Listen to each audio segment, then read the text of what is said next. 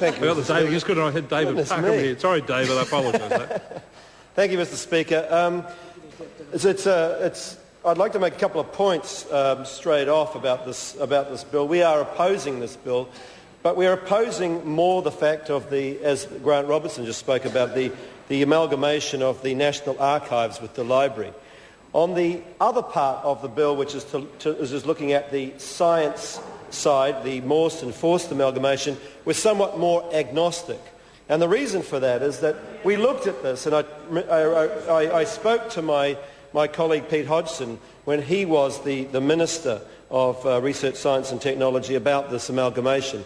And he had actually looked at it about 3 or 4 years ago and decided, in fact, that although there were some advantages, it really wasn't worth the costs.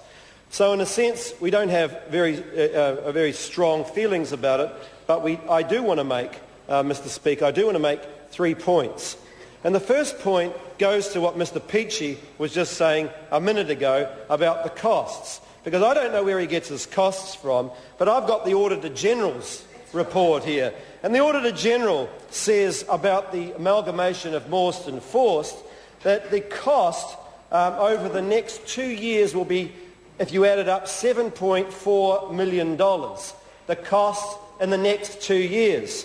By 2014, in 4 years' time, we will have made $4 million in savings. $4 million. $3.2 million, I guess we will make up in the coming, decade, Mr. Peachy? Decade? Because you're absolutely and utterly wrong in terms of the costs. We're willing to stand up and say we're agnostic about this, but don't please use it as a means of saying this is going to save us lots of money and that somehow the Labor Party spends lots of money. Sir, you are actually the ones who are spending the money in this case. You are actually, sorry, I beg your pardon, Mr. Speaker, Mr. Peachy and the National Party is actually spending the money here, not us. That's the first point.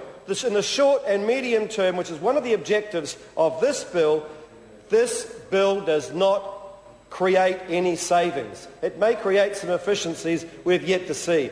That does not include, I have to add, it does not include all the turmoil and the confusion that's going to be created and the loss of, therefore, productivity of these two agencies when they're brought together. That's a little bit more difficult to estimate in terms of costs that New Zealand will suffer. But let's think about that $7.4 million that we're going to be spending on this and the $3 million that we're going to be losing after 4 years. That could well be spent, Mr. Speaker, more effectively on science, real science, rather than this shuffling of the deck chairs that the national government is proposing. The second point I want to raise, Mr. Speaker, is that the government has decided on a new name for this amalgamation, which is Science and Innovation. And I have to say, I commend them on the new name. It is a good name. It is where I think New Zealand should be going, and credit to them for that. It inspires thoughts of what's going on in like-sized countries like Finland, Denmark, Israel, Singapore, where they spend upwards of 3%, 3.5% of their GDP on R&D. Here, we spend 1.2% of our GDP on R&D. Most of it in the government circles and not where it's really needed in the private sector. So while the name sounds very good and very inspiring, the actual reality of where this country is going to go in terms of its real science and innovation is somewhat short. So in a way, Mr. Speaker, this is really the same wine in a different or an old bottle, this amalgamation. We're not really going to be getting that step change that we've been so long promised. Colin James, writing about the budget, in which he mentioned the so-called step change in science and technology, said, but we do know it is not a step change. Key talked in his RST pre-budget speech of, in quotes, igniting potential, which is the report that Dr. Matt put out. but according to Mr. Colin James, but he used a small match well clear of all but a little flammable material. In other words, Mr. Speaker, this was a fizzle. There was no real flame. There was nothing ready to inspire and to inflame those people out there in terms of trying to move forward on science and innovation. And we come to a significant point in this new ministry, Mr. Speaker. The new ministry needs a new CEO. The new CEO needs to be somebody who's going to inspire, who's going to lead, who's going to be world-beating in terms of the way that we do our science and innovation. So what do we have our state sector group who is advertising this appointment to do? Well, we advertise it for 2.5 weeks in the middle of June and July when in the Northern Hemisphere, many of them are on holiday. So we don't really go out and try and find the best. We're looking around, she'll be right, we'll do the same old thing that we've always done, she'll be right, poke, poke, nudge, nudge, you can have the job. Now, I don't have anything against, and I don't know who the new person is going to be that's going to take over this position, I don't have anything against the new person that's going to take over this job.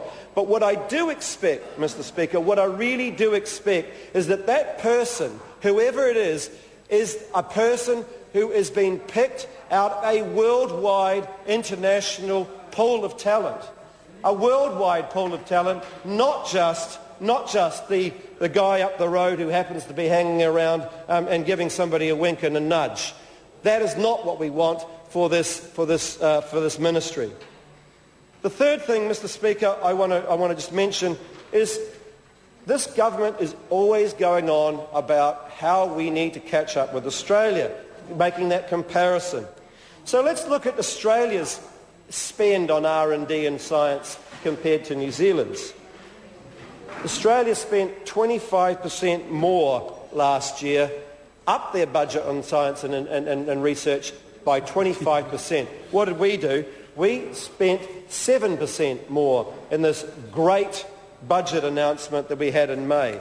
5% of that will go in inflation. We already know that. So it's effectively, in real terms, a 2% increase in R&D spend by this government, which is trumpeting this as a new march forward. It's not aspirational at all, not inspirational. Aspirational in the sense of needing an aspirator in order to breathe.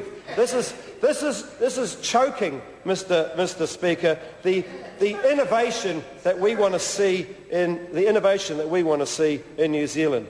$56 million new spend a year. Most of that will be in grants and vouchers that companies out there will have to apply to the government for. So it's not actually lifting the R&D spend so much of the companies as the tax credit might have done, instilling a new culture in these companies when they think about R&D. It's instilling what this government has told us they want to try and avoid, which is dependence on the government. Companies are now going to go cap in hand to the government to ask for more money to spend on R&D. It's not going to increase their own innovative and their thought and new exciting projects with some of these companies which are capable of. More than that, and this is what I want to come back to Mr. Peachey, who said he knew what I was going to say next. Mr. Peachey, this is half of what the national government promised in 2008. It's half of what National took away from Labor in terms of spend that was already on the books, that was already in play, and it was already functioning in the form of the 15% tax credit. It was actually the national government which has been, in a sense, money pinching to a degree which has enabled, it has basically undermined science and innovation spend in this country. Sir, putting Force and Morse together may well look like something inspirational, but sir, it is far from what we need, and it's certainly an insipid, rather limp an attempt to look like we're busy when in fact the real issues of the day go untouched. Thank you, Mr. Speaker.